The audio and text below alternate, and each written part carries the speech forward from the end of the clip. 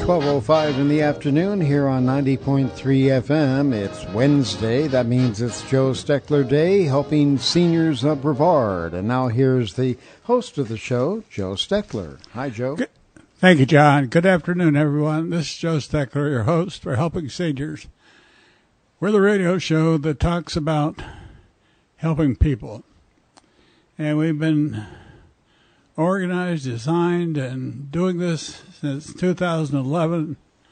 And our sole reason for existence is to help seniors and those that care for seniors get access to information. And once they know about the information and resources that are available, they can avail themselves of those resources. And if they can't do it, then maybe we can help them get connected.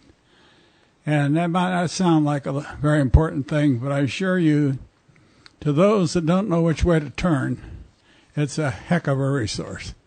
And this morning I've got Jennifer Helen on the show, and Jennifer's from Seniors Helping Seniors, and Rosemary Lemire from the Space Coast. Lemire. Lemire? Yes. I like to say Lemire. All right. Lemire. We'll say Lemire. That works. It's much fancier If as that's Lemire. the way Rosemary wants to pronounce her name, we'll say Lemire. Is that right, Rosemary? Yes, sir. That's what you want to do. Whatever you say. Okay, talking to the mic now, but no, it's not what I want to say. What is ACO? Well, the ACO stands for an Accountable Care Organization, which is formed and sanctioned by Medicare.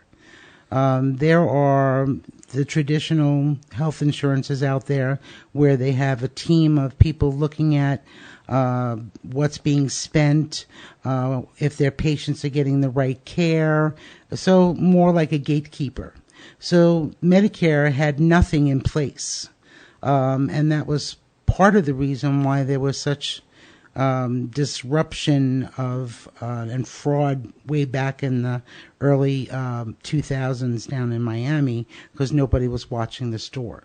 So Medicare decided to create an ACOs, and there's different levels of ACOs, but it's to return the primary care physician back to being the gatekeeper and having a better relationship with their patients and knowing everything and all about their patients and directing their care, instead of it being a free-for-all. Well, I'm going to go to a podiatrist. I'm going to go to a spine specialist. I'm going to go here. I'm going to go there. I'm going to do this and do that.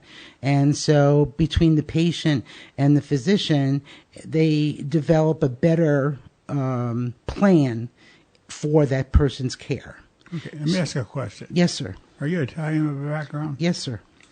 Folks, the reason that I asked Rosemary if she was Italian, you needed to be here in the studio and watch her.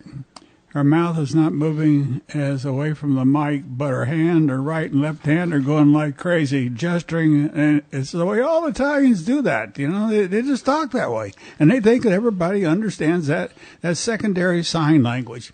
All it does is says, I've got strong arms that are free to move. I don't have arthritis in my arms. It's sign Right? language, yeah. Rosemary, Yes, sir. I've learned over the years that if a person hurts and if a person's got all kinds of problems, they don't know which way in the heck to turn. They don't know go for help.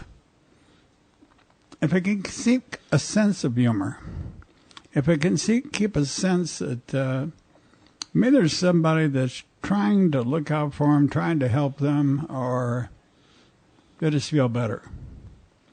My brother is 13 months younger than I am. He walks 3 steps, and that's about as far as he can go. He hasn't been out of the house in 2 months. He's got COPD. He can't sleep. They came and keep him asleep long enough to do a sleep apnea test. And so, and his wife hurts. His wife has got back problems like a lot of us that get older. She's in her 80s, and she hurts. But she's afraid to take painkillers. And the reason she's afraid to take painkillers is because in Kentucky, they got a little more stringent laws than some of the other states about opioids and some of the pain medications. And a lot of older people that were raised under one system and have encountered what's happened over the last 15 or 20 years are afraid to say, I hurt, doctor. Can I get a medication or something that will help me? And, we always advertise, don't take somebody else's drugs. Don't do that. You shouldn't. You should take what a doctor prescribes for you. But sometimes you just sort of sense that a person should be trying something else. And for people that are in extreme pain, to be afraid to go to a doctor, and when Jennifer told me what you're talking about, and just a little bit I've heard today, and I see the words hospice and how you're working with hospice, and hospice uses drugs to keep patients comfortable, right? Yes, sir. So, from a nursing standpoint and from the organization you would do, and when you mentioned AARP, I've got some other things I will ask you about AARP, because there's some new stuff about the Medicare Advantage plans. And the problem that I have is that so many different organizations will say, oh, yeah, Medicare will pay for glasses, Medicare vision care, they'll pay for hearing aids. It depends a lot of times on who you talk to. And to get you sucked into this stuff, and you can't get out of it, you've spent thousands before you know you can't get help, right? Yeah, that's true, and that's probably one of my biggest issues around open enrollment for Medicare is these commercials that are on TV are predatory. They take advantage of people being ignorant about what they can get. They give them a list of goods they're going to get for free, and it doesn't cost them anything. And there are so many false advertisements out there, and people don't even realize what they're signing away when they go from Medicare to an Advantage plan or even a replacement plan. It is always best to talk to someone knowledgeable about this and not call those 800 numbers on TV. They're dangerous. Because they're not qualified people that you're talking to. But talk to an agent, talk to a broker. There's plenty of them in Brevard County. There's plenty of them in Brevard County, and they are out to make sure that person gets the right coverage. Yeah, you don't always want to go to the organization that sounds the best. Correct. Yeah. In fact, what I did in order to try to get to what I'm talking to you about my brothers and what he was hearing about medication on Medicare, he retired out of the railroad system. So you have what they call railroad Medicare. Correct. Which is different. It's the same as our Medicare, but his pension comes from the railroad, not from Social Security. But they still qualify under the Medicare system, and everybody does. So it gets confusing, and you think, well, gee, we don't have a lot of people that work for the railroads. We have a heck of a lot of people that work for the railroads. So all these things that we're talking about, you hit a key thing, that one of the reasons that we exist, and that's information. Getting the correct information. And you work for AARP? No, sir. I work for an accountable care organization, and it's called Space Coast ACO. We have approximately 20 private physicians, family practice or internal medicine, in our group. There are multiple ACOs around, some on the West Coast, some down south. And it's the Accountable Care Organization was developed by Medicare in order for physicians to have a better relationship with their patients and to manage them and not let everybody else manage them. Okay, all right. I think I'm starting to get the picture now. Say if I wanted one of your primary care physicians, would I pay a certain amount for a whole year? No, sir. It has nothing to do with that. It is strictly Medicare benefits. It's not you can't, the physician's patients that are part of the ACO are only straight Medicare. There's no Medicare replacement or managed care or HMO kind of Medicare plans. We strictly manage. My partner and I, Melanie De Silva, as case managers, manage only the Medicare patients. In in the particular physician's practice.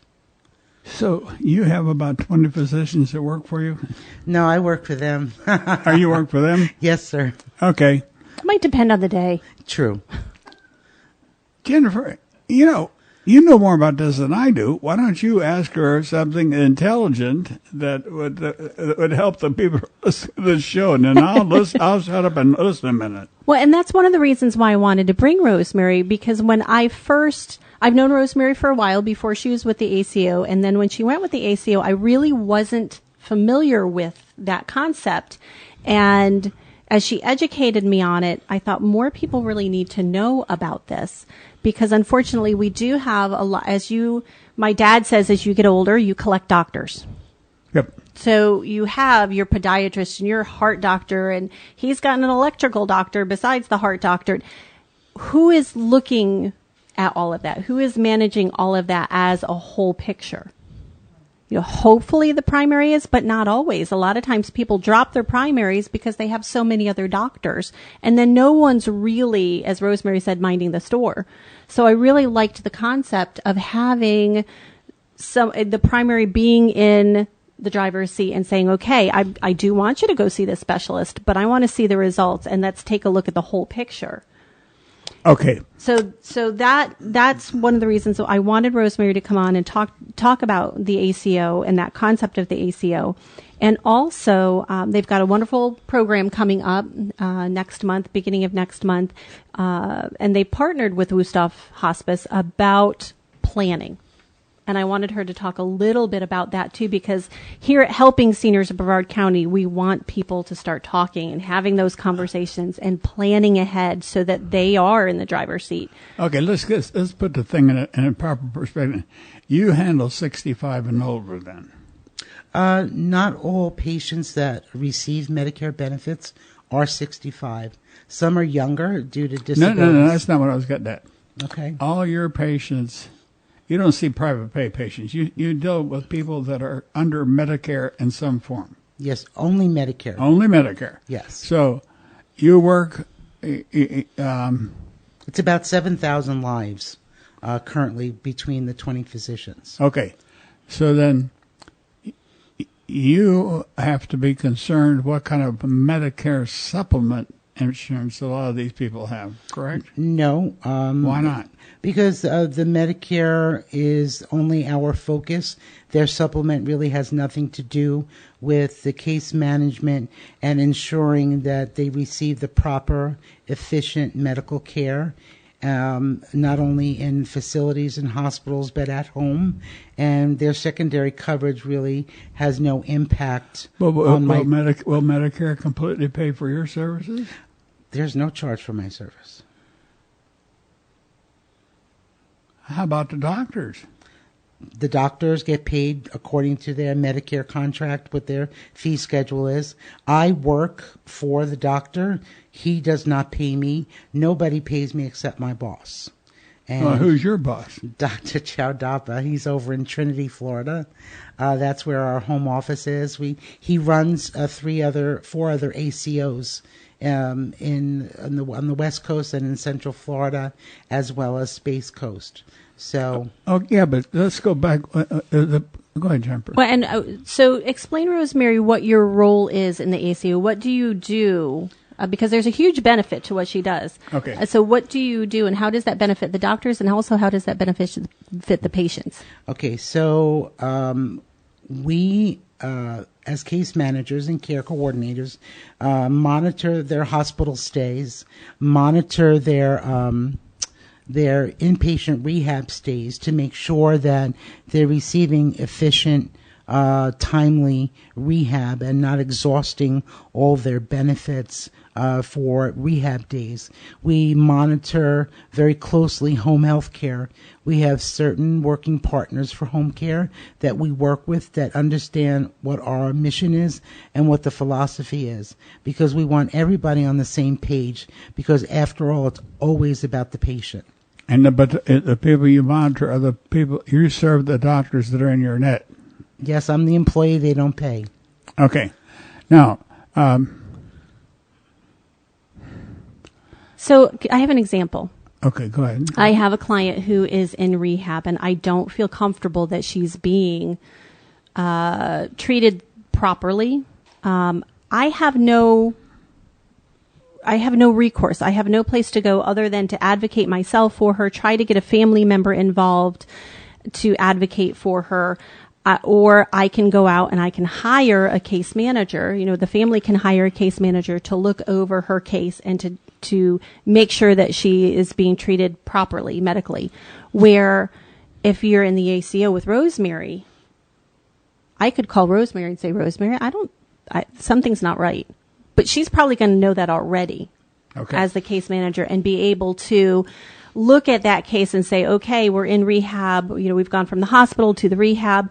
This is what should be happening, and it's not. So I'm going to go in and make sure it does happen the way that it should be.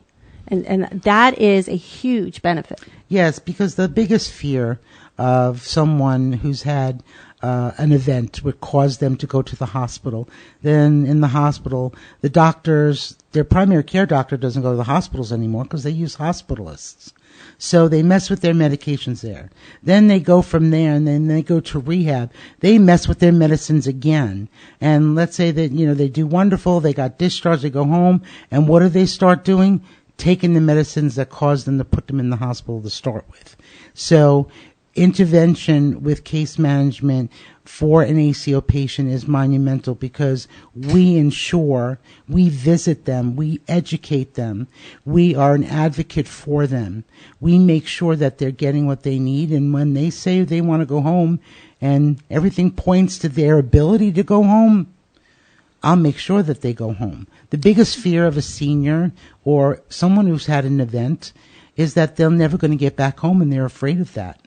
And so I make sure, if appropriate, that patient returns back home and stays home.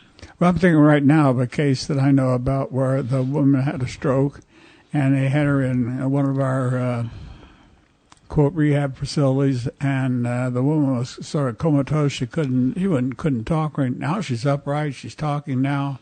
And they're looking, her son is out today looking at a couple of places where they're going to put her mother. Because you mean assisted living or long-term care? Long-term care, yeah. A nursing home. That's exactly a nursing home that has rehab capability. Well, see, that's the tricky part. So when someone is placed into long-term care, they don't get the aggressive therapy that you're thinking of. They don't get that aggressive therapy where it's from post-hospital, they're rehab.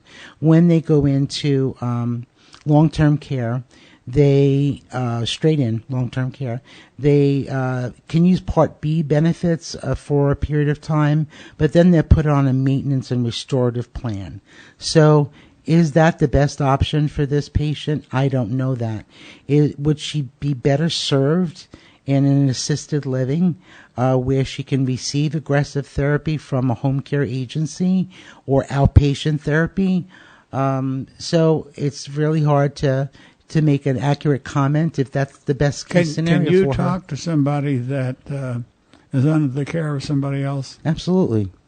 I'm a nurse first and foremost. And okay, when we break for the half-hour break of the show, I'm going to give Jennifer a number to call, and I'm going to have you call somebody because right now they're out searching today, and they need to talk to you. And this is the thing that happens, folks. We get people on the show. I've been doing this for 30 years. We can always learn something. We always learn. I learn something every day. Yeah. And I wasn't aware of the type of service that Rosemary's talking about, but I was reading about it actually in the new AARP bulletin. And that's why I had it with me, but I decided I didn't even need to go into it because I had questions I wanted to ask Jennifer. We'll have to do that on a different show because it addresses long-term care. And there are so many. The thing is that the system is changing so much, so fast, so quickly, that the average person will not know what they can get themselves or avail themselves of unless they talk to somebody that knows what they're doing. Oh, and that's why I'm a big advocate for empowering patients to be an advocate. Yep. Because the days of Marcus Welby are over. There's no such doctor as Marcus Welby. Nobody knows their birthdays and their neighbors, and it's just not like that. So well, I disagree because I got one like it. I've had him for 30 years. Very, very well. But what I'm saying is the patient needs to be driving the bus. The patient needs to be knowledgeable. Right. Patient needs to be educated. Everybody, including their doctor and everybody else that helps care for them, is working for them. It is not the other way around. It's just like when you disagree with the diagnosis and you say, I want a knee x-ray, and the primary care orders that x-ray, you need to make sure that x-ray and the results of the reading of the x-ray go to the guy that's doing your knee pain management as well as your primary care. It's up to you a lot of the time, and the patient has to get more involved in their care and ensure that what a specialist does goes back to the primary care. And I never take a medication without my primary care and my cardiologist know. Well, that's smart, and patients need to know what medicines they are taking, not I take a blue pill, a white pill. That just sends me over the edge. Yep. Because it's not only is it dangerous, because manufacturers get changed and colors of pills get changed. So that is not a good way to refer to your medicine. But I'm sure you figured out by now I'm extremely passionate because I really respect and treasure our seniors, our older citizens, or the disabled, or actually everyone, because without them we all wouldn't be here. And I believe that they need to be treated with the utmost respect and not discarded because of their age. And I'm going to tell you something. Jennifer needs to work on you to get you to be one of our sponsors so that I'm serious. I'm very serious. He wants you in all the time now. yours is the type of information that needs to be in that newsletter in a Center of Senior Scene magazine that goes to seniors, because that's probably your primary beneficiary of your service. Yes, senior. but I've been known to butt in even when in the grocery store. Somebody should, be looking like, I help them because they look like they were about to fall, or help them out of the car. There's no end to that. And one of the biggest reasons why Jennifer asked me to come today and why I asked her for her help is that advanced care planning, which is also the same as the advanced directives, which also means your 5 wishes.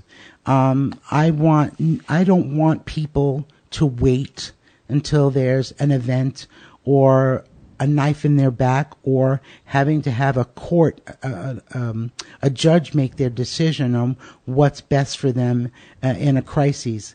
And the advanced care planning is very important. Okay. I'm glad you said that, Rosemary. I want to make sure, Jennifer, we need to get Rosemary back on in the future, because there's so much that's that we still really need to talk about. But Rosemary, I want to thank you for being on the show, and Jennifer, thank you for bringing her here. And it's so important that people understand what is available out there. And so, folks, we'll get Rosemary back on, and stay with us for the second half of the show. We're going to bring a couple of people on. We just did a television show for. It talks about real estate and some things that you really, really, really need to know. So stay with us, and we'll see you here in a few minutes. Wrap her up, John. 12:34 in the afternoon here on 90.3 FM. It's Helping Seniors of Brevard with Joe Steckler, and once again, here is your host, Joe Steckler. Thank you, John, and welcome back to the second part of today's Helping Seniors. I'll remind you again, Helping Seniors was designed and built and organized to help people that care for seniors and seniors themselves get access to information, learn about resources, and connect themselves to those resources. And if you need help, we'll help you get connected. On the first part of the show, I had a lady on from advanced care operation, and I really didn't know what it was. But I want to make sure that you all know that there's going to be a seminar on this whole thing that we talked about on the first part of the show. And the seminar is going to be let me just think how I want to read it. It's going to be on December the 3rd, and it's going to be at Woodstock Hospice on Spyglass Road. And it's a care about advanced care seminar. And it's something that people need to think about. It's from a legal standpoint, but it's not done by a legal person. It's done by, they will have a notary public there, but they'll also have a chaplain from hospice. And it's so important that you understand from a hospice viewpoint the importance of a document called the 5 Wishes, which deals with your advanced directives, healthcare surrogate, your will and everything. And believe it or not, folks, I recently had somebody that's listened to me talk for at least 10 years, and found out that his mother does not have a will. Does not have a will. And that's almost criminal. In this day and age, folks, I don't care whether you got $10. If you want to go out and throw it out and burn it up and get a cigar or something, that's your business. But if you want that $10 to go to a grandchild, you better make sure you got a will, or else that $10 is going to go to probate. And I assure you, there won't be anything left of that $10 bill. Of course, that's not going to go to probate of that kind of money, but I make a point. If you want something to go where you want to go, you have to have a will. I don't care who you are. You have to have a will. And that's all I really want to talk about that. It's the number to call if you want to go to that seminar, folks. It's at 8060 Spyglass Road. And you need to call the Woodstock Hospice, and that number is 253-2222. 321-253-2222. And if you forget all that, call our office at 473-7770. And Kim can probably tell you what I forgot to tell you. So it's important that you do those things. Now, let's just, since we have a short period of time here, I want to really get into this, the second show. The second show, the title of it is Enhanced Property Investments. And my panelists are Jessica Villanova and Breanna Goins. And I won't say which one it is, but I don't want to do anything exciting in this show because I don't want to trigger any advanced happening. And for you women to know what an advanced happening is, it means that give birth. Because one of the babies is riding pretty low, and we don't have a whole heck of a lot of time. So I want to get her out of here before she does anything in my presence. I don't want to be a part of this. But Breanna and Jessica, this is one of the fun things about doing talk radio is fun. And it's the same thing as with television. If you can't have fun living your life or doing a job, there's really not a whole lot of sense in doing it. Now, before you talk, remember I asked you to get pretty close to the mic and everything. First of all, and I'll have to let each of you go as you see fit, but what the heck is enhanced property investments? What do we mean by that? Okay. Well, first of all, thank you, Joe, for that fabulous introduction. This is the one I'm worried about, so don't excite her. I'm going to remain very calm as I explain this. But we are very happy to be here, so thank you. And so you already have one, right? Yeah. He's a good little boy. Thank you very much. Happy to be a big brother soon. So, enhanced property investments. I mean, one of those aspects is one of our biggest things. We are a family-based company, small, local. And what we do is we're basically a real estate assistance company. We help distressed homeowners who have properties that they just can't really sell in a traditional way. And we help them figure out their options as far as moving on from those properties and getting out of them without having a huge financial or physical burden. If they're either downsizing, doing something like they were speaking about earlier, moving into hospice or assisted living, or just transitioning on with their lives. So that's where we come in. More often than not, we will purchase the property directly from them, make it a very flexible, convenient type closing if they need to do it quickly, if they need to do it slowly, if they need to take items out of the house. We basically make it as simple as possible. Okay, well, do you have a single-person house that's about 2,000 square feet, 3-bedroom, 2-bath, fairly decent condition in the Melbourne Beach area that you know for sale? Not in Melbourne Beach. We're just actually about to close on one in Cocoa Beach. If you want to go a little farther north. No, this person wants to live down close to. I'm going to get Breanna because these two are laughing so hard. Why are you two laughing? Breanna, why are you laughing? Because you think that you're smart. Get it close to the mic. Because you think you're smart. Joe seems pretty smart. No, seriously. If a person can tell you the parameters of what they want, do you help them look for it? We can do that also. So if it is either the person who we're purchasing their current house from, if they're looking to downsize or just change living situations, we can help them purchase another house or find a rental, or really as far as if they're moving into something like hospice or assisted living, we pretty much refer them back to helping seniors of Brevard because that's not our specialty area. But we can help them move into something else if that's what their goal is. We try to focus on what their actual goal is in their life situation because everybody's different. Right. And even though, 5 people could be selling their houses, they're all selling them for different reasons and with different needs. So we try to really focus on those needs and then make sure they're getting what they need out of it into which situation. Okay. Breanna, how long have y'all been in business? I actually just joined her in March, the end of March. So what were you doing before you joined Jessica? Having babies. I'm done, though. She's taken over that part. How many do you have? 2. 2. 2. Boy and a girl? 2 girls. 2 girls. That's why she stopped. Well, Exactly. when you have your third, make sure it's a girl. Nope. According to my husband, there's no third or he'll leave me. And he's not kidding. So what did you do? What did you do before you got involved with Jessica? So I actually graduated from UCF with a degree in communication and conflict.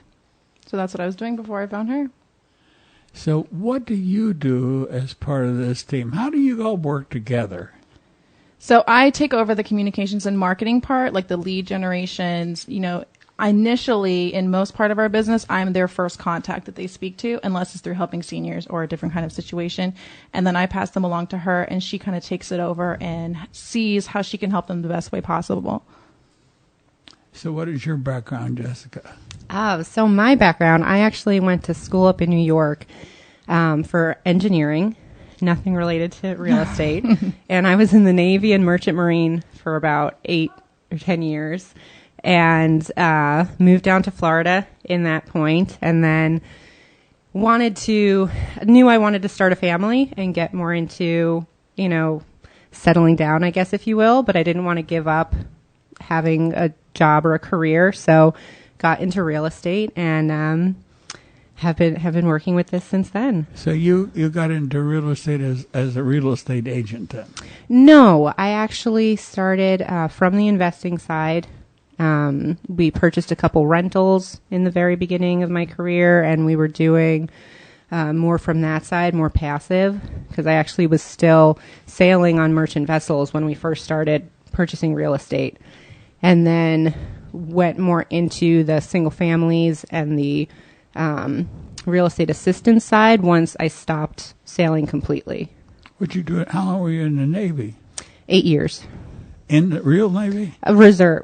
I was reserve, and I was in the Merchant Marine on Navy ships, basically, Navy support vessels. So you made more money on the ships than you would have in the Navy? Yes, sir. Oh, I know. I'm retired 38 years in the Navy. Yes. And I had a real good friend of mine, and he was a Navy captain the same time I was, and his son was Merchant Marine, and they were, they were taking ammunition into Vietnam, and those guys that drove the ships in there made a fantastic amount of money. It was like his father used to tell me his son would make almost as much in 2 trips as he made in a whole year. Yeah, well, I mean, you pretty much have no time off when you're out there, and like you said, for ammo pay and just the hazard pays, it added up pretty well. So what did you do on Merchant Marine? I was an engineer, so I was in the engine room, assistant engineer. What did he have, diesels? Most of them, but they were doing more electric generation by the end of the time Did you know I how was to change there. a piston? I knew how to do a lot of things. Holy smokes. Folks, I'm going to have to talk to this lady sometime separately, not on this set, because I can see where I could have a lot of fun, and I could learn an awful lot. We can all learn, and we can all, let's get back, because we really don't have that much time today, but who is your ideal client? You know what? There's not a certain ideal client. It's everybody. Anybody that is in a financial situation. It could be the son of an older mother that fell and needs to be put in assisted living. It could be someone that has a distressed property, and they could be of any age and that they just want to get out of the property. There's so many different situations where we could assist that there's not one specific client. But do you all always buy the property? Not always. That's our main strategy, because more often than not, that's what the clients need at the end of the day, because they're just looking in some way to exit the situation. Like we said, it could be the family of the homeowner. It could be the homeowner directly. We've dealt with properties in probate situations that have already gone, like you were saying, through a will and that sort of thing, where you have possibly multiple siblings arguing or just have a property that they don't want to fix. All those sorts of things. Ultimately, though, if we had to really hone it down, like Breanna said, it's any age at the end of the day, but it's someone who's a less traditional seller. So someone who doesn't have the time for the house to go on the market, or doesn't have the ability to clean it up, or to get their things out of it, or to fix major repairs. You know, most of the properties we buy, the roof is bad, the septic system's bad, you know. We're doing one right now. We just did the inspection. All of the plumbing and electrical is bad. I mean, major things where if a homeowner was to come out of pocket to try to fix that, it's a lot of time, a lot of expense, and just a big hassle. And So you don't would get your buy- return. You would buy that property at a good price and then invest in it and bring it up to code and then Right. sell it. Right. And we, like you said, we bring things up to code.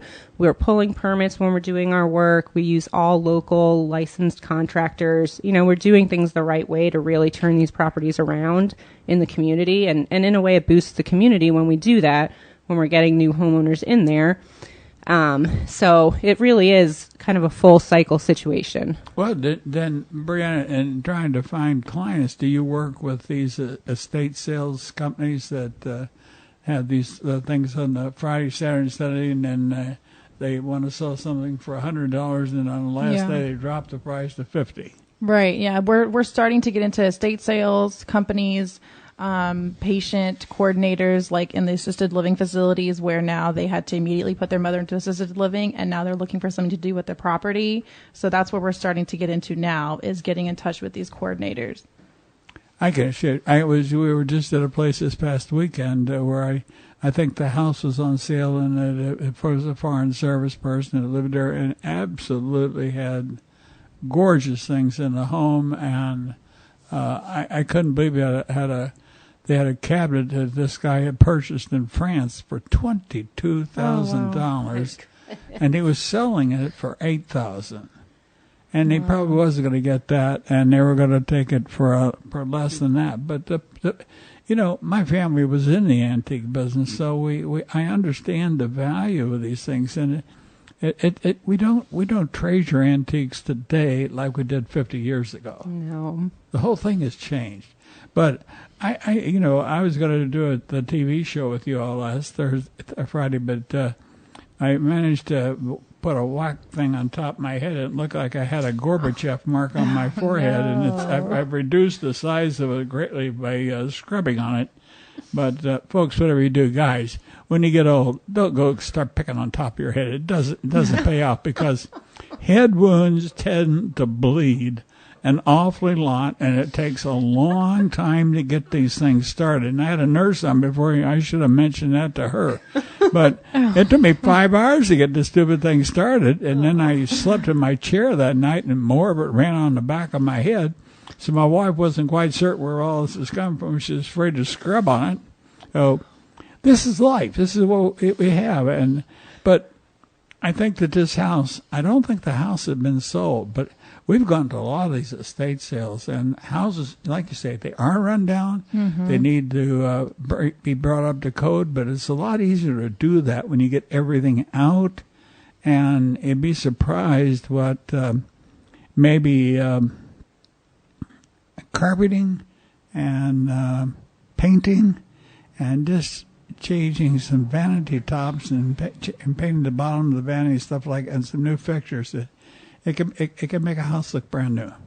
Sure, and that's definitely an aspect. But again, it can get very difficult for your standard homeowner to try and take all that on themselves, especially if they're still living in the house until they move. Right. There's a lot, there's a lot that goes into those decisions. Well, instead of me asking some more questions in this time here, I want to look at what I wrote down. But how about Breanna, you and Jessica?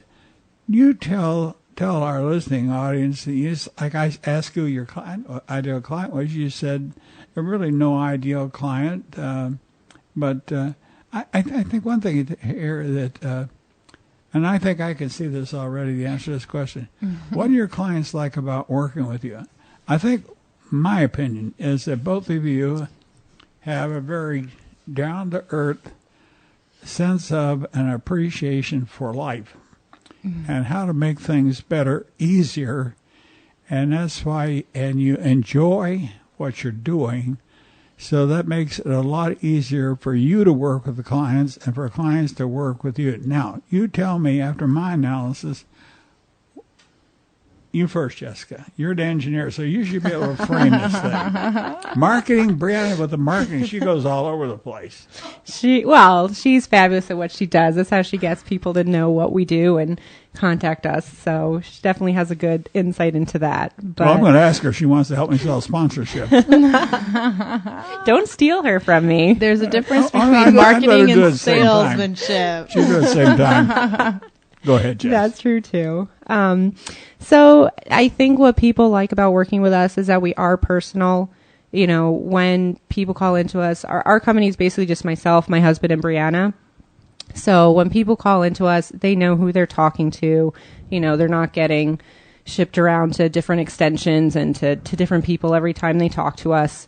We will meet them in person and sit down and go through their options. We're not just going to say, the only thing we can do is buy your house. If you don't want to, that's it. We'll sit down with them. We'll go through what their options are. We make it a more personal situation because it really is. Like we said, every home seller is different. What works for one person might not work for another. And they might not even know all their options. We often find that people really don't. So people appreciate that when we're not just coming in there trying to bulldoze them. We'll sit, we'll talk with them. We'll make sure they understand everything that's going on. Like I said, we use a lot of the local contractors. We make everything very homegrown, if you will. Even just this year, we put about $250,000 back into local economy, if you will, just between paying contractors, paying, the small stores that we use for materials, things like that. So we like putting back into the community and seeing that grow. And most people appreciate that versus just a company coming in and not really having that same touch on it. How long have you all been doing this? We've been in Brevard now for just about 5 years, and we've been doing this just under that. Okay. One of the words that came up on the sheet that I was going to ask you about on questions on television is something you sent to me. We talked about ethics. I can see how there could be some concerns, and Breanna, you're nodding, so you go ahead. This is what I deal with every single day. What is the concern about the ethical part of it? So a lot of people have a misconception about the cash for houses deal. And so, yes, we pay cash for the property, but what we do is completely different from what they do. We directly purchase the property. And so that's where it can get confusing for a lot of people. And that's an ethical issue, is a lot of people say, I just spoke to a gentleman yesterday or the day before, and he was like, yes, I do need to sell my house. This is what's wrong with it. This is how much I want to sell it for. And then I said, okay, great. Well, let me pass, your info on to Jessica, and she'll call you. And then he said, wait, are you guys you're going to buy my house for cash? And I said, yes, And then he was like, well, I don't want to do that. I don't want to do that. And I was like, well, sir, can I ask you why? Can I ask you why you're hesitant so I can help you feel more comfortable? And he didn't want to hear it because he said, you guys are going to rip me off. You're going to lowball me. I don't want to deal with people like that. And I was like, sir, those people are completely different from what we do. Not saying that they're bad or negative, but they will hold the property for you and find a buyer for you. That's not what we do. And so that's a big ethical issue that we're trying to work around. The trust factor with our clients is helping them realize that that's not what we do. We are a family and we're going to take care of you. Whereas other companies may not feel that way. It may be more of a, let me take you to this person, let me take you to that person, like what Jessica said with this extension and that extension. It's just the three of us and we just want to take care of you, whereas those companies may not do the same thing. How do you get around the business of a fair market value of a home? How do you deal with that when, let's say, a general real estate market has priced a home at $175,000, and you either agree with that or you don't agree? How do you deal with that? Sure. So, like I said, since most of the properties we deal with are distressed, they're unfortunately a lot of people use the internet and things like Zillow now, which show values for properties that aren't necessarily accounting for the actual condition of the property or the situation it's in. So, we basically, when I sit down with a seller, we'll break down the numbers for them. I mean, we'll show them what repair costs are, what the options are if they were to just list the property as is, because then there are also additional things like closing costs. People look at fair market value, but then don't consider, well, I'm also going to lose this much to closing costs and realtor fees and those sorts of things. We don't charge any fees for what we do. So there's a whole nother level that they might not realize where the numbers come out, even if they're looking at a higher value, if they think they can go on market with it. So we try to just sit down, share all the numbers. We're pretty straightforward. We make fair offers. We definitely don't, just gouge like a lot of people expect different investors to do. That's something you bring up there. Let's say you make an offer for property. People are free to go and check with another realtor and ask them some questions. Then. Sure, they can. And my husband is a realtor, so we do have that side of it where if their choice is to list it, we can give them that option and give them values. But at the same time, we also try to explain, especially if the property needs a lot of work, more often than not, that buyer that you get off the market is going to ask you to do certain repairs, or their lender is going to require certain repairs, or they won't be able to buy it. And like we said, then you're also talking about realtor fees and extra closing costs. A lot of time we'll cover the closing costs for the seller, and depending on what other costs and fees come up, we can often also help with moving expenses, things like that, where they're coming less out of pocket with extra things on top of the sale versus just the sales price. Okay, now you mentioned the word distressed. Are we talking about distressed area, distressed house, or both?